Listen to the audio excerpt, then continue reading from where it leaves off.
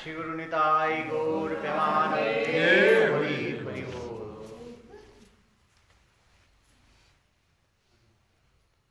আজ হরিবাসর, তাই হরি কথা শুধু শুনবো আমরা। কৃষ্ণ সেবায় জীবনের স্বরূপ। শ্রীমদ্ ভাগবতে প্রথম স্কন্ধান্তর্গত দিব্য ভাব ও দিব্য সেবা প্রকরণের ষষ্ঠ শ্লোকে তাৎপর্য বিশ্লেষণে আপনারা লিখিয়াছেন শ্রীকৃষ্ণের সঙ্গে সমস্ত জীবের প্রভুভিত্তির সম্পর্ক, অথচ তাহার পূর্বে বলিতেছেন সব কিছুই শ্রীকৃষ্ণের অংশ। মৎসদস্য হীনবুদ্ধি সম্পন্ন জনমানসে ইহা সমীচীন বলিয়া বোধ হইতেছে না, কারণ ভিত্ত কদাপি প্রভুর অংশ নহে।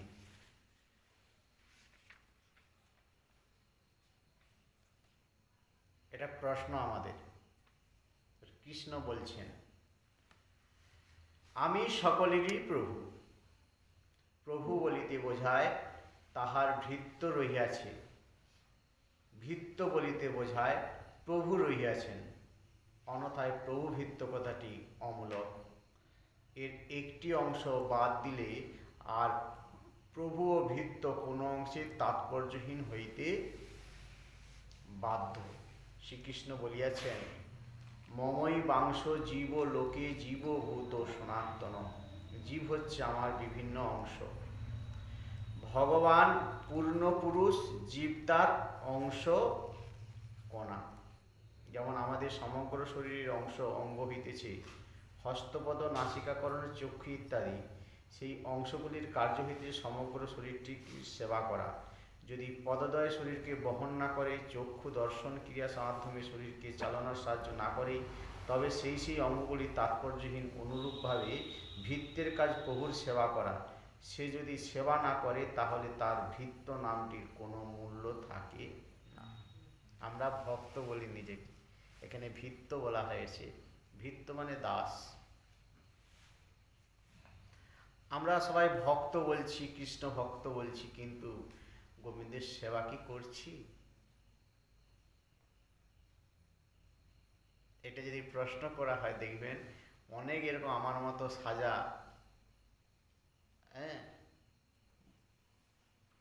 মুখ বন্ধ হয়ে যাবে, ঠিক না? প্রভুর সেবা মানে সেবা। নিজেকে প্রভুর সেবা মানে এক কথায় যদি বলা যায়, নিজের ভালো মন্দ, নিজের পোশাক পরিচ্ছদ, নিজের আহার বিহার বলতে কিছুই থাকবে না, মনে শান্তি থাকবে না। প্রভুর স্নানটা ঠিক মতো না করানো হলে, প্রভুর সেবাটা না যদি দিতে পারি ঠিক টাইমে, নিজেকে একটা অস্বস্তি বোধ হবে। আজকে দেরি হয়ে গেল, এই দেরি হয়ে যাবে, তাড়াতাড়ি ইতস্তত করে কিন্তু আমরা প্রভুর সেবা। তাহলে সেই সেবাটা কি আমরা করি? করি নাই। অতএব অংশ এবং পূর্ণ, প্রভু এবং ভৃত্য ইয়া ভগবানের ক্ষেত্রে অসমীচীন ও অসামঞ্জস্য কথা কিছুই হইতেছে না। প্রকৃতপক্ষে কোনো একটি জাগতিক উদাহরণ সহযোগে ভগবৎ সম্বন্ধ উপলব্ধি করা সহজে সবার পক্ষে সম্ভব যে হইয়া উঠিবে তাহা নহে, কারণ চিন্তাশীল ব্যক্তির উপলব্ধি হইবে সন্দেহ নাই। এই যে আমরা সবাই শ্রবণ করছি ভাগবত, সবার যে ক্রিয়া করবে এটা কিন্তু একদম ভুল কথা। কেন? আমরা এক একটা জমি বসে আছি, আমরা এক একটা জমিন বসে আছি। সেই জমিন যার যেরকম উর্বর, এই বীজগুলো সর্ব সমান, শাস্ত্র কথা সবার জন্য সমানভাবে পড়ছে। কিন্তু যার জমি যত উর্বর, উর্বর বলতে কি, যিনি যত এই ভাগবত নিয়ে, গোবিন্দকে নিয়ে, নিজেকে নিয়ে চিন্তা করবেন, এই ভাগবত কথা নিয়ে চিন্তা করবেন, চিন্তা করব আমরা, তেনার কিন্তু ফলটা বেশি তিনি পাবেন। কেন? আমি ভাগবত সম্পর্কে নিজেকে নিয়ে, নিজের সঙ্গে, ভাগবতের সঙ্গে, গোবিন্দের সঙ্গে নিজেকে চিন্তা করছি মানে তার ভালো মন্দের জিনিসটা কিন্তু উঠে আসবে।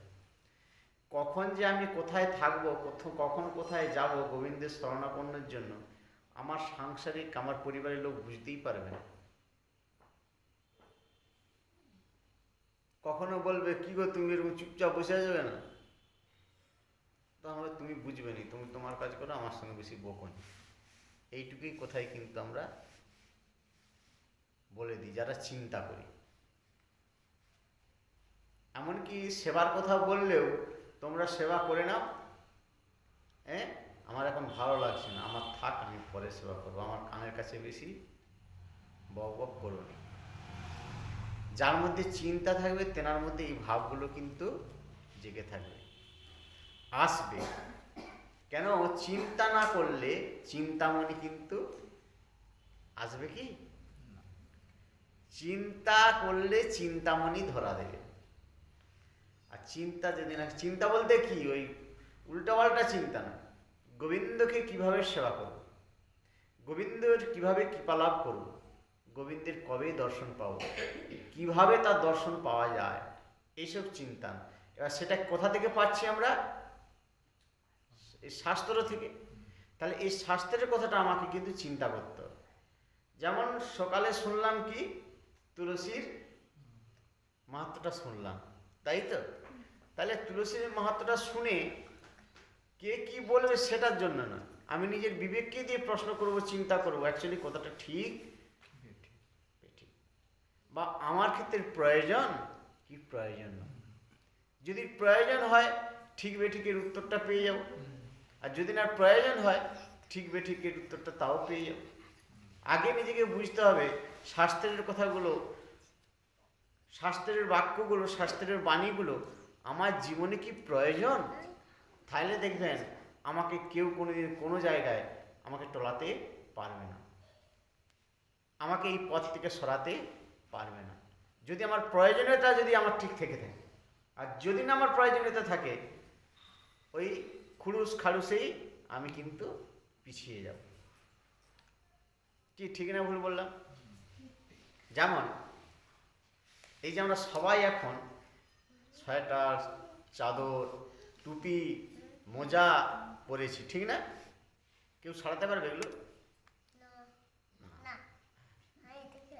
হ্যাঁ, কেউ ছাড়াতে পারবে না। কেন? এটা আমাদের এখন প্রয়োজন। আমি জাস্ট বাস্তবের সঙ্গে ভাগবতেরটা মিলিয়ে নিচ্ছি, কেন? আমাদের বুঝতে সুবিধা হবে। তাহলে এটা যদি আমার কেউ এখন ছাড়াতে এসে, তাকে একদম ঠেসে দুটো চড় দিয়ে দেবো, কিংবা গুঁতো মেরে সরিয়ে আমি দেবো, ঠিক না ভুল? কেন? এটার প্রয়োজনীয়তা আমার কাছে কিন্তু এখন 100%।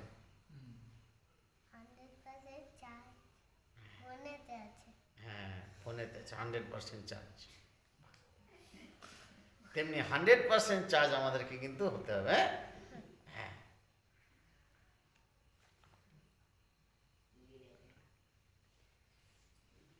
তাহলে কর্মশ কেন এত কথা হলো চিন্তাকে নিয়ে? পরিষ্কার বলে দেওয়া আছে, ক্রমশ চিন্তাশীল ব্যক্তির উপলব্ধি হইবে সন্দেহ নাই। অতএব তাকে নিয়ে চিন্তা করতে হবে। চিন্তা কি আমার প্রয়োজনীয়তা যদি থাকে তবেই চিন্তা করব, একটার সঙ্গে একটা জড়িয়ে আছে। কিন্তু আমার প্রয়োজনীয়তা যদি না থাকে আমি কিন্তু চিন্তা করব না। ও গেছি এসছি, শুনে নি, যা হবে হবে।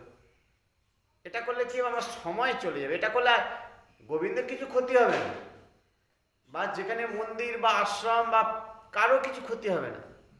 ক্ষতি কার হবে জানেন? নিজে। কি ক্ষতি হবে? এসব গা হাত পা হাত খসে যাবে না।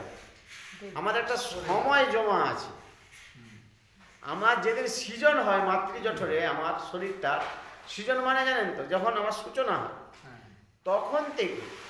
তখন থেকে আমার সময় একটা বাঁধা হয়ে গেছে। সেই সময়টা আমার নষ্ট, প্রত্যেকদিন কিন্তু খরচ হয়ে যাচ্ছে। ঠিক কিরকম? গাড়ি তেল ট্যাঙ্কে যেমন তেল ভরলাম, আমরা কিন্তু দেখতে পাচ্ছি না গাড়ি চলছে, কিন্তু আস্তে আস্তে তেল কিন্তু ট্যাঙ্কি কিন্তু শেষ। ঠিক? হ্যাঁ, হ্যাঁ, অগিতেই তো থাকবে। এটা কাঁচা মালটা কি ওইটা থাকে? হ্যাঁ ঠিক আছে।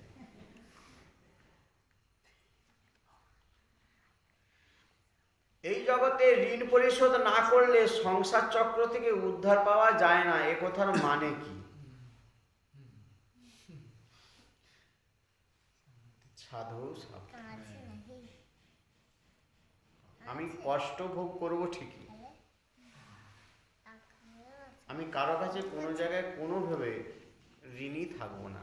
ঋণ এমন একটা ক্ষত এই জীবন চক্রে, মানব জীবনে ক্যান্সারের থেকেও খতরনাক। খতরনাক মানে ভয়ঙ্কর। খতরনাক মানে ভয়ঙ্কর। কত ওয়ার্ড স্টপ। কথা শোন। কি ঋণটা খুব ভয়ঙ্কর, যেটা যে পাপের বোঝাটার জন্য আমি যাদেরকে রেখে গেলাম তারাও ভুগবে। ভাই ভাই তুই এমন একটা ক্যান্সার। কথাটা বোঝাতে পারিছি? আধ্যাত্মিক এবং বাস্তবিক দুটোতেই আমি যদি ঋণ করি, আধ্যাত্মিক দিকেও আমারও গতি হবে না, আধ্যাত্মিকে আমার সংসারে তাদেরও গতি হবে না, এবং বাস্তবিক দিক দিয়ে আমি ঋণ করে চলে গেলাম, সেই ঋণ কিন্তু আমার সংসারের যারা আছে তাদেরকে কিন্তু ছাড়বে না। হয়তো দেবে না, কিন্তু শুনতে হবে। তুই কি কথা বলি? তোর বাপ ঋণ করে গেছে আমার কাছে, তুই এখনো পয়সা দিন, ওর কথা বলতিস না। সে আমাকে না, হয়তো নেবে না বা দেবো না, কিন্তু কথাটা যে কোনো মুহূর্তে শুনতে হবে। তাহলে বলুন ক্যান্সারের থেকে ভয়ঙ্কর কি ভয়ঙ্কর না? দেখে গেল এক গোল মানুষ আছে সেখানে, বেশ সুন্দর হচ্ছে, ফড়াং করে একজন বলে দিয়ে, অতএব ঋণ যেচে হোক আর চেয়ে হোক, কেউ যেচে দেয় কীরকম, আমার পরিস্থিতি আমার প্রয়োজনটা দেখে কেউ বললো ঠিক আছে তোমার চিন্তা নেই, তুমি রাখো না, তোমার কাছে আসে রাখো, তোমার লাগলে নেবে ফেরত দেবে, অগ্রেসায় ফেরত দিয়ে দিতে হবে, বা লাগলেও জোগাড় করে দিয়ে দিতে হবে। আবার আমি যেচে যদি নিয়ে যাই যে আমার দরকার আমাকে দাও, আমি তোমাকে দিনে দেবো, অগ্রে দিতে হবে। কেন এমন একটা ক্যান্সার, এটা আমি মানে ভাষায় বোঝাতে পারছি না, বা একটু যতটা পেরেছি গোবিন্দ, এ ক্যান্সার থেকেও ব্যাহত। ওই ঋণের চিন্তা করে করে আমার জীবন শেষ হলো, আবার ওই ঋণের জের কিন্তু আমার সংসারে যারা আছে তাদের উপরে চেপে যাবে। এই যে, আর এই দিক দিয়ে যদি ভাবতে যাই, একটা ভারতবর্ষের অর্থনৈতিক বিষয়ে একটা অঙ্ক কষা হয়েছিল। প্রত্যেকে আমরা এখন মাথায় 20,000 না 30,000 টাকা ঋণ নিয়ে জন্মাচ্ছি।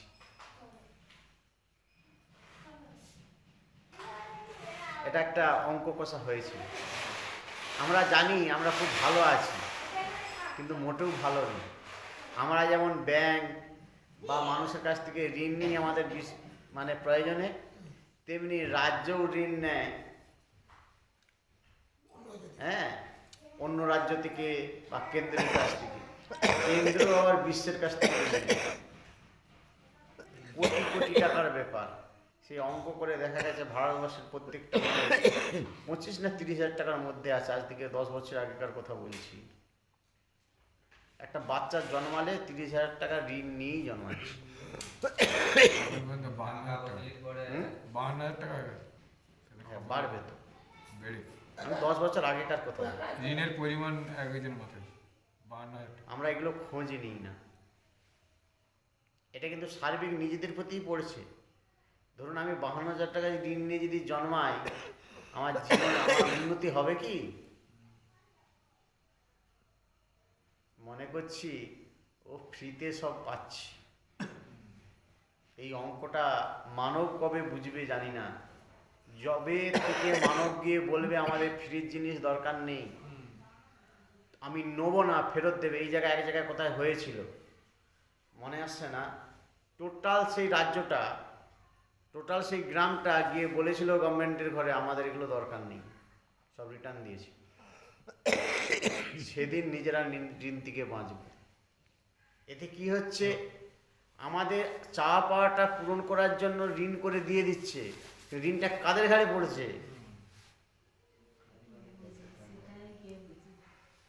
ঋণটা আর এই ঋণ শোধ করতেই হবে। সে কেউ বুঝে না। ইকোনমিক্স, ভৌগোলিক বৃত্ত যদি হাঁটা যায়, এই ফাঁকি মারাও সব বন্ধ হয়ে যাবে। এই যে এখন রেশন নিয়ে ধরেছে, এটা অনেক দেরি হয়ে গেছে, অনেক দেরি হয়ে গেছে। আমি বলতাম, নিজেও ভাবতাম, ভাগবতের সঙ্গে মিলাতাম, মা লক্ষ্মী, যাই হোক আমাদের তো তিনি মানে মন্ত্রী বলি বা যেনার দিকে আমরা বসিয়েছি, আমাদের তো মালিক, আমরা তেনার নীতিতে চলছি, তেনাকে আমরা জায়গা দিয়েছি, ঠিক না? তিনি কৃপা করে আমাদের জন্য আহারের ব্যবস্থা করছেন, আমি সেটা বেচে দিচ্ছি। এর থেকে অলক্ষ্মী আর কি, মানে আমাদের ভারতবর্ষ তথা পশ্চিমবাংলার লোক ছাড়া আর কেউ না। ভালো করে বুঝবেন। আমি ব্যাগ নিয়ে যাচ্ছি, আমাকে কিন্তু মা লক্ষ্মী, গভর্নমেন্ট কিন্তু আমাকে দিচ্ছেন। দিনের পর দিন তো ডবল পেয়ে যাচ্ছে, ডবল চেপে যাচ্ছে না। দিচ্ছেন তো, কিন্তু সেটা আমরা কি করছি, সামনেই বেঁচে দিলাম, লক্ষ্মীর অপমাননা করলাম, আর কিছুদিন পরে দেখবেন কোন জায়গায় যায়। কথাটা ঠিক না ভুল? অথচ কিন্তু এটা খাওয়া যায়। আমি নিজে খেয়েছি, আমি নিজে সেবা করেছি, গোবিন্দের ভোগ লাগিয়েছি।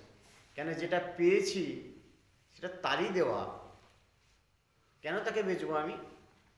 আগের কথায় ফিরে আসুন, সেই যখন 51বর্তী পরিবার ছিল, হ্যাঁ, একটা অন্ন পড়ে গেছে, মুড়ি পড়ে গেছে, কুড়িয়ে খাওয়ার শিক্ষা ছিল বাবা মাদের। আপনাদের মনে থাকবে সবার, আমার খুব মনে আছে। মা বলতেন, এই মুড়ি পড়ে গেছে গুড়িয়ে খাও, ছড়ালে হবে না, অন্ন পড়ে গেছে গুড়িয়ে খাও। আমাদের জীবনে হয়েছে কিনা জানি না, আমার খুব মনে আছে। হ্যাঁ অবশ্যই হবে না মানে হতে বাধ্য। কি বলতেন, মা লক্ষ্মী প্রণাম করো। এসব শিক্ষা তো এখন আর নেই। তাই জন্য আমাদের সব থেকেও কষ্টের শেষ নেই। আরো বিভীষিকার দিন আসছে, পাগলা হয়ে যেতে হবে। ভূগোল যারা নিয়ে ভাববে, অর্থনৈতিক নিয়ে যদি ভাবে, মাথা পাগলা হয়ে যাবে। এই যে দান ধ্যান লেওয়া আপসে জীব শুকিয়ে যাবে আনতে গিয়ে। অ্যাকচুয়ালি ভেতরে অঙ্কটা প্রচুর কঠিন। আমরা সাময়িক যে পেয়ে যাচ্ছি বলে খুব আনন্দ লাভ পাচ্ছি। আজকে বলুন, জব কার্ডটা আমাদের ভালোর জন্যই হয়েছিল, আজকে কি হলো? সব থেকে বড় কথা, আমাদের কাজের মানসিকতাটা উড়ে গেছে। সব থেকে ক্ষতিগ্রস্ত হয়েছে ওই জায়গাটায়। টাকা তো, অর্থনৈতিক টাকার সাথে তো নষ্ট হয়েছে, সেই পরিমাণ কাজ নয়। কিন্তু সব থেকে বড়, যেটা আমাদের সব থেকে বড় ক্ষতি হয়েছে, আমাদের কর্মের মানসিকতাটা চলে গেছে। আগে আমরা বাড়িতে, দিদি চলে যান না, আমাদের বাড়িতে জন লাগলে আমি দেখেছি, আমাদের খড়ের চাল ছিল, খড়ের চালে ওই 1 বছর 2 বছর ছাড়া খড় পাল্টাতে হতো। সকাল থেকে লাগতো, দুপুরবেলা অন্ন সেবা করতো, করার পর একটু রেস্ট নিত, বিকেলে আবার কিন্তু কাজ করতো সন্ধে পর্যন্ত। কত? 60 টাকা রোজ, শুধু 60 টাকা। কিন্তু কাজটা দেখুন কতক্ষণ, আর এখন 300 টাকা রোজ, 3 ঘন্টাও কাজ হয়নি। সে তো টাইম দেখে তো উঠবে, কাজের পরিমাণটা বলছি। 12:30 মানে সে হাত পরে লুঙ্গি টুঙ্গি খুলে সে প্যান্ট জামা পরে ফেলছে।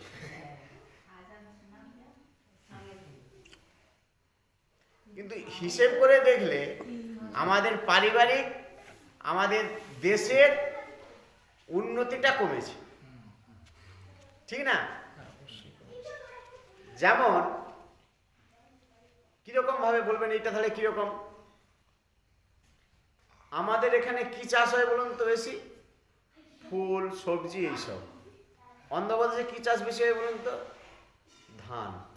পাঞ্জাবে কি হয়? গম। আমার এখানে সবজি যাবে, তার সেখানে গম আসবে।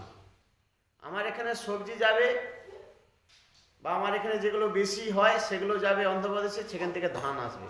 আমাদের ধানটা কিন্তু পরিপূর্ণ হয় না, অন্ধ্রপ্রদেশ থেকে ধান আসে। গম তো হয়নি আমাদের এখানে, গম আসে পাঞ্জাব থেকে। এই যে ঐকিক নিয়ম, এই অর্থনৈতিক অঙ্কটা কিন্তু আমরা সাধারণ মানুষ জানি না। এগুলো, এই জায়গাগুলো সব বোকা বানিয়ে রাখা হয়েছে। কথাটা ভাগবতের সঙ্গে মিলিয়ে নেবেন, আমরা কত ক্ষতি করছি আমরা সার্বিক। তাহলে আমরা যদি না, এবার আসছি, আমরা যদি না সবজিটা উৎপন্ন করি বেশি করে, তাহলে গম পাবো না। সে গম দেবে কেন? কিছুই পাবে, কিছু দিলে তো দিবে। সে চাল দেবে কেন? এখান থেকে আলু যায়, ঠিক মনে করেছে। এখান থেকে ব্যাঙ্গালোর, চেন্নাই, অন্ধ্রপ্রদেশ আলু যায়, আমাদের বাংলার আলু বিক্রি হয়। সেখানে আলু 40 টাকা, 50 টাকা, 60 টাকা কেজি। তাহলে এখান থেকে আলু দিচ্ছি বলে সে আমাকে ধান দিচ্ছে, হ্যাঁ, দিবে। কন্ট্যাক্ট করা আছে, নাহলে দেবে না, পরিষ্কার করে আইন করা আছে। তাহলে আমরা সার্বিক আমাদের রাজ্যের বা আমাদের, আমি ভাবছি আমার নিজেরটা, অ্যাকচুয়ালি আমার নিজেরটা থেকে দেখা গেল পুরো দেশের ক্ষতি হয়ে গেল। আবার দেখা গেল ধরুন পশ্চিমবাংলা প্রচুর আলু উৎপাদন করেছে, খরা দেখা দিচ্ছে, অন্ধ্রের কাছে ধান আছে, ঠিক আছে? আমার যদি জমা থাকে তবে আমি তাকে দিয়ে নিতে পারবো এক্সট্রাটা, নাহলে কিন্তু নিতে পারবো না। এর অনেক অঙ্ক আছে, এই অঙ্ক কেউ বোঝে না। আমরা 200-500 শান্ত হয়ে বসে আছি, আমাদের যে কি হচ্ছে বুঝতে পারছি না, ঘাটা কোথায় তৈরি হয়ে যাচ্ছে। যতদিন যাচ্ছে ডবল চেপে যাচ্ছে না, ওই করে তো হু করে টাকার অঙ্কটা মানুষের ঘাড়ে চেপে। একজন বলছেন ট্রেনে যাচ্ছি, ট্রেনে হাওড়া যাচ্ছি, ভূবিজ্ঞানী তিনি, মানে গভর্নমেন্টের কর্মচারী তিনি, মানে আমাদের মানে মাটি নিয়ে তিনি গবেষণা, ভূমি নিয়ে গবেষণা করেন। তিনি বলছেন কেউ জানে না আমরা কত ক্ষতিগ্রস্ত হতে যাচ্ছি। আগে কলিকাতা ডুববে,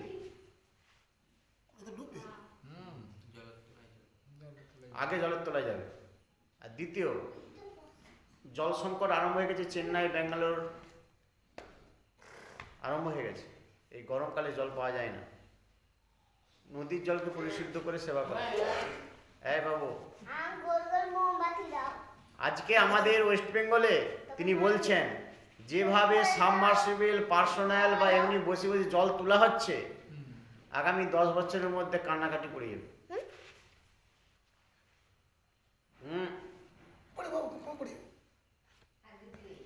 তিনি ট্রেনে বলছেন, আমি ট্রেনে বসে সবাই হাঁ করে শুনছি, এটাই সত্য।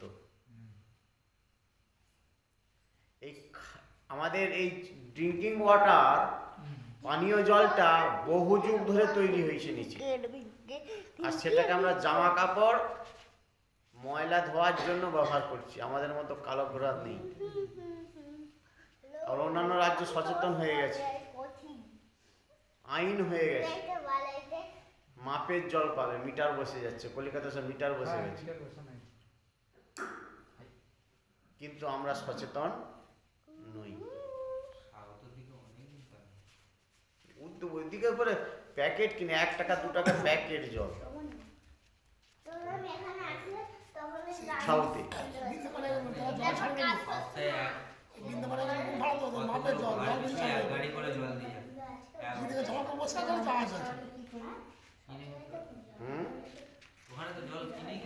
হ্যাঁ, ওই জল পানীয় জল খাওয়া মানে নেই, আর এই খাওয়ার জলটা পুরো কিনতে হয়। এই জগতে ঋণ মানে দেখুন, ঋণ কথাটা বলতে গিয়ে টোটালটা বেরিয়ে যায়। এই এই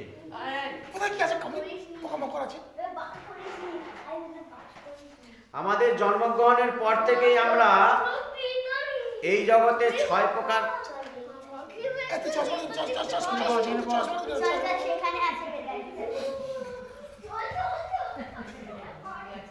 যায়নি তাই। আমাদের জন্মগ্রহণের পর থেকেই আমরা এই জগতে 6 প্রকার মহাজনের নিকট ঋণী হয়ে থাকি। শুনবো তো এবার। শিব বিষ্ণু সংহিতায় বলা হয়েছে, দেবতা পিতৃ বন্ধুনাম ঋষি ভূতনাম তথা ঋণী সাত্ত্বধীনস্য বর্ণাদি জন্মমাত্রত। 4 বর্ণাদির জীব জন্মমাত্রে দেবতা পিতৃ বন্ধু ঋষি প্রাণী ও মানুষের নিকট ঋণী ও তাদের অধীন হয়ে থাকে। আর আমি বলতেছি, আমি কে? আমরা ঋণী এই এতজনের কাছে। দেবতাদের দেওয়া আলোক বাতাস জল ইত্যাদি আমরা ভোগ করছি। পিতামাতা গুরুজনের স্নেহ যত্ন পরিশ্রমের ফল আমরা গ্রহণ করছি। খুব ভাববেন কিন্তু কথাটা। ওই জন্য কুড়িয়ে খাওয়ার কথাটা আজকে ভগবান মুখ দিয়ে বের করালেন। ওই একটা অন্যের জন্য আমার পিতামাতা তাদের পেটকে কাঁদিয়ে লোকের বাড়িতে কাজ করতে গিয়ে না সেখানে সেবা করে বলছে আমাকে দিয়ে দাও, আমি বাড়ি নিয়ে যাব। কেন? বাড়ি নিয়ে যাওয়ার কথা বললে সেই বাড়ি থেকে একটু বেশি করে অন্ন দেবে বা মুড়ি দেবে, তাহলে বাড়ির সন্তানরা একটু ভাগ করে সেটা সেবা করবে। এমন দিন গেছে, আগে আমার জীবনেই গেছে। আমার তো কত 40 বছর 41 বছর বয়স, আমার জীবনেই ঘটেছে। আনলে তবে কোনোদিন তাদের বাড়িতে কিন্তু, যাদের বাড়িতে কর্ম করা হয় সে বাড়িতে কিন্তু খাওয়া হতো না। হ্যাঁ, লজ্জার কিছু নেই, বাস্তবটা। আর এখন আমরা ফেলে দিচ্ছি, নষ্ট করছি। এই জন্য এই যে এই মহাজনরা আমাদের সঙ্গে থাকেন, সব সময় কোনো জিনিস নষ্ট হলে আমি সহ্য করতে পারি না। আমি সবার সামনেই বলে দিই, আমারও তো এই নেই। কেন? যেটা সৃষ্টি করতে পারবো না তাকে নষ্ট করার অধিকার কে দিয়েছে? যতটা পারবো সেবা করবো, তাহলে থাকবে, এবেলারটা সেবেলা হবে। এই অঙ্ক যারা করে চলছে তারা দেখবেন তাদের জীবন খুব ভালোভাবে চলছে। আর এই অঙ্ক যারা কষে না, মনে করছে ও আছে আও যা নিলাম, 4টি পড়ে রইল ফেলে দিলাম। আবার বলছে কি ভাষা যোগ হয় আমাদের কি জানেন? গৃহপালিত পশুদের কথা তখন মনে পড়ে, কাঠখট্টার মতো। আমি খেতে পারবো না, নিয়ে নিলাম না, যখন পড়ে আছে, যখন গার্জেন বলছে, বড়রা বলছে, তখন বলছি কি গরু আছে তো, পাখি আছে তো, কুকুর আছে তো, বিড়াল আছে তো, বলি না? এ আরো মহা অপরাধ। ভাগবতে বলছে পাপ। ওই গরু বিড়াল পাখি পক্ষী তার মধ্যে কোন আত্মা আছে আমি জানি? আমার উচ্ছিষ্ট দেওয়ার অধিকার হলো কি করে? যায়নি তাই। কথাটা ভাববেন, ঠিক না ভুল? ছেড়ে দিলাম এই ধার দিয়ে। আমাকে কেউ যদি, আমি যদি পাখি খেতে খেতে চলে গেছে, আমরা সেবা গ্রহণ করি? কুকুর খেতে খেতে চলে গেছে, গ্রহণ করি? নিজের বাচ্চা হয়তো সেবা করতে করতে উঠে গেছে, আমরা গ্রহণ করি? নিজের স্বামী নিজের স্ত্রী আমি কি করে দিই? কি কথাটা ঠিক না ভুল? আমার যতটা প্রয়োজন আমি নেব, পরে দরকার হলে নেব। নষ্টের কোনো মানসিকতা করা না, আর কাউ উচ্ছিষ্ট দেওয়ার কোনো যুক্তি নাই। সাধু সাবধান।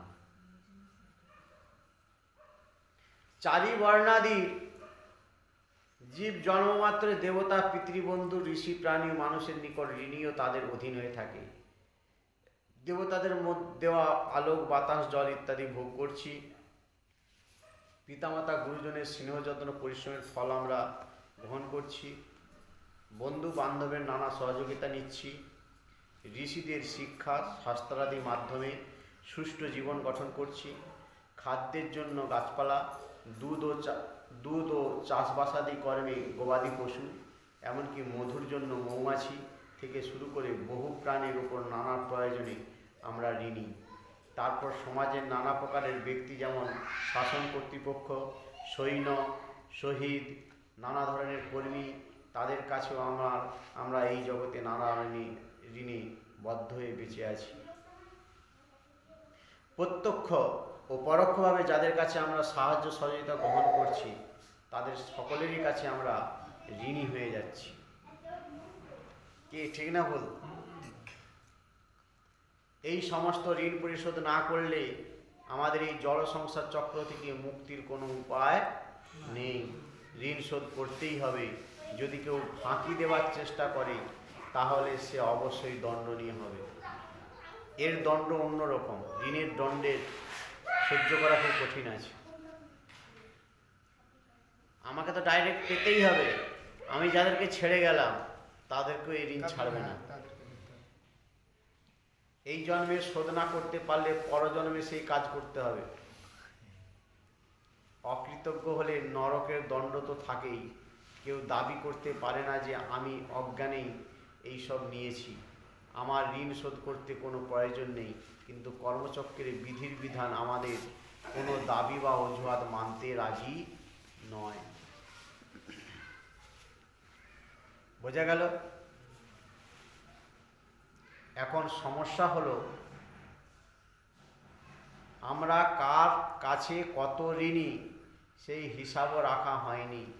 এমনকি একজনের ঋণ কীভাবেই বা শোধ করতে হবে তাও জানা নেই। কেবল দিন যত যাচ্ছে অমনি ঋণও বেড়ে চলছে বই কি। ঋণ পরিশোধের কোথাও ব্যবস্থা করা হচ্ছে না। তাই প্রশ্ন হলো, কার কাছে কত ঋণ কীভাবে শোধ করা সম্ভব হবে, এমনকি এ সমস্ত ঋণ আদৌ শোধ করা সম্ভব কি না। এই রকম বিষম সমস্যার সমাধানের উপায় মুনি ঋষিগণ আমাদের শিক্ষাও দিয়েছেন। কারো কাছে কিভাবে ঋণী আমরা না জানলে বুঝতে হবে যে সর্বব্যাপ্ত সর্বজীবের হৃদয়ে বিরাজমান পরমাত্মা সকলের পরম সাক্ষী হচ্ছেন পরমেশ্বর ভগবান শ্রীকৃষ্ণ। অতএব তার কাছে জীব আত্মসমর্পণ করলে সমস্ত ঋণ শোধের সমাধানটা সহজেই হয়ে যায়। আর এটি হচ্ছে একমাত্র সহজ পন্থা। এর থেকে আর কিন্তু ভালো পন্থা কোনো নেই। জয় নিতাই। ঠিক। ঋণ শুনতে গিয়ে ঘুমিয়ে যাচ্ছে। এর থেকে সত্যি এই মানে সহজতম রাস্তা বলে দিয়ে গেছেন। কিন্তু এটা হচ্ছে আধ্যাত্মিক ঋণ, তাই তো? এদিকে ঋণ হচ্ছে আধ্যাত্মিক ঋণ শোধ হয়ে গেছে। শ্রীকৃষ্ণ হচ্ছেন আমাদের জীবনী শক্তির মূল উৎস। তিনি সমস্ত কিছুর পরম কারণ। তার সন্তোষ হেতু যত্ন করলে ব্রহ্মাণ্ডের সকলের সন্তোষ বিধান করা সম্ভব হয়। কারণ সব কিছুই তার কাছ থেকে আসা। কি করে সম্ভব যে একজনের সেবা করলে সবার সেবা হয়ে যায়? উদাহরণটি শ্রীমদ্ ভাগবতে দেওয়া হয়েছে। এইভাবেই যে আমাদের শরীরের অসংখ্য অঙ্গ প্রত্যঙ্গ রয়েছে, আমার যাবতীয় কর্মে সমস্ত অঙ্গ প্রত্যঙ্গই সাহায্য সহযোগিতা করছে। খাদ্যবস্তু পেলে তা একমাত্র উদরকেই দিতে হয়। তার ফলে শরীরের অন্যান্য অঙ্গ প্রত্যঙ্গগুলিও সতেজ, পুষ্ট ও তৃপ্ত হয়। সেই ক্ষেত্রে আলাদাভাবে একে একে প্রত্যক্ষ অঙ্গকে খাদ্য দিয়ে তৃপ্ত করতে যাওয়াটা নিতান্তই বোকামি হয়। আমরা ঋণী মানে আমরা অধীন। একমাত্র ভগবান শ্রীকৃষ্ণের আশ্রয় থাকলে আমরা ঠিক থাকতে পারবো। একমাত্র শ্রীকৃষ্ণের আরাধনা হলে সমস্ত দেবতা, পিতৃ, ঋষি, দৈত্য প্রভৃতি এবং চারিবর্ণের সকল লোকেরাই পূজা হয়ে যায়। সেই কথা মহাভারতে ভগবান শ্রীকৃষ্ণ বলেছেন, দেবাদিনাঞ্চ পূজ্যহয়ং বর্ণাদীনাং ধনঞ্জয় মৎ পূজেন সর্বাচ্চা সাধ্য ধ্রুবং নাত্র সংশয়। আমি সমস্ত দেবদেবী এবং সমস্ত বর্ণের লোকগণের পূজ্য। আমার পূজাতে নিশ্চয়ই সকলের পূজা হয়, এতে কোনো সন্দেহ নেই। মহাভারত বিশ্বপর্ব উত্তর গীতা। ঋগ্বেদে বলা হয়েছে, কৃষ্ণ হন্নাদিস্তন্মি দাণ্ডসন্ত বাহ্যে জন্মঙ্গলং তল্লভতে কৃতি ব্রহ্মাণ্ডের অন্তরে এবং বাইরে যত মঙ্গল কৃষ্ণ সেবাকৃতি ব্যক্তি সেই সমস্ত মঙ্গল শ্রীকৃষ্ণ থেকেই লাভ করে থাকেন। ঋগ্বেদ কৃষ্ণ উপনিষদ শ্রী বিষ্ণু জামল সংহিতায় বলা হয়েছে, যৎ পূজন বিবুদা পিত্তরোহি চিতাশ্চ তুষ্টা ভবন্তি ঋষিভূত স্বলোকপাল সর্বে গহাস্তরণি সমকুজা দ্বিমুখা গোবিন্দমাদি পুরুষং তমহং ভজামি। যার পূজাতে সমস্ত দেবতা, পিতৃ, ঋষি, ভূত, লোকপাল, গ্রহ সকলেই পূজিত ও সন্তুষ্ট হন, সে আদি পুরুষ গোবিন্দকে আমি ভজনা করি। শ্রীমদ্ ভাগবতে বলা হয়েছে, দেবর্ষি ভূতাপ্ত নিনাং পিতৃনাং নায়ং কিঙ্কর নরিণী চ রাজন সর্বাত্মন য শরণং শরণ্য গত মুকুন্দং পরিহিত কর্তাম। হে রাজন, যে ব্যক্তি অন্য কর্ম বাদ দিয়ে একমাত্র শরণ্য মুকুন্দ শ্রীহরির সর্বতভাবে শরণাগত হন, তিনি দেবতা, ঋষি, ভূত, আপ্ত, মানুষ ও পিতৃগণের কারো নিকট ঋণ ও কিঙ্কর থাকেন না। নিতাই গৌর প্রেমানন্দে হরি।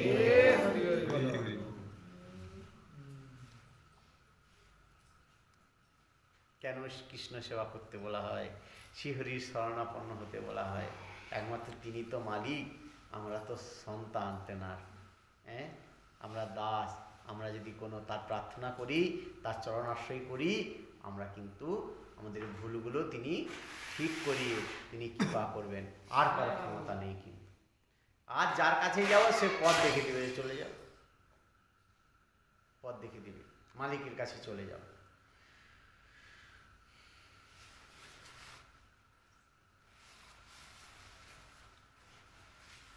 মন ও বুদ্ধিকে সংযত স্থির রাখার প্রকৃষ্ট উপায় কি? কিভাবে চিত্তবৃত্তি পরিচ্ছন্ন থাকবে এবং শ্রীকৃষ্ণের চিত্ত স্থির হবে? কি আমরা বলি আমাদের মন চঞ্চল, তো আমাদের হচ্ছে না। কষ্ট কি করে হবে? ভাগবতে শিখিয়ে দিচ্ছে, শিখে নি। জগতের সমস্ত বস্তুই ভগবানের, একদম প্রথম ঔষধ। আমরা আমার ভেবে নিই বলে আমাদের মনে এত কষ্ট, শরীরে এত বেদনা। আমি যদি বলি ভগবানের, কি হবে আমার? ধরুন সাপোজ একটা কথা বলি, কত বড় মন্দির, কত বড় প্রতিষ্ঠান, সেখানে কজন থাকে? 2-3 জনই থাকেন সেবাই বা ভক্ত, যারা গোবিন্দ সেবা করছে, ঠিক না ভুল? আমাদের একটা ঘরে একা যদি কাউকে থাকতে বলা হয়, থাকতে পারবে? বা 2 জনকে থাকতে পারবে? পারবে না। কেন? ভয় আসে। কেন ভয় আসে? সেটা আমার বলে ভেবেছি বলে। কিন্তু আশ্রম মন্দিরে দেখুন, ভয় লাগবে? কেন? একটাই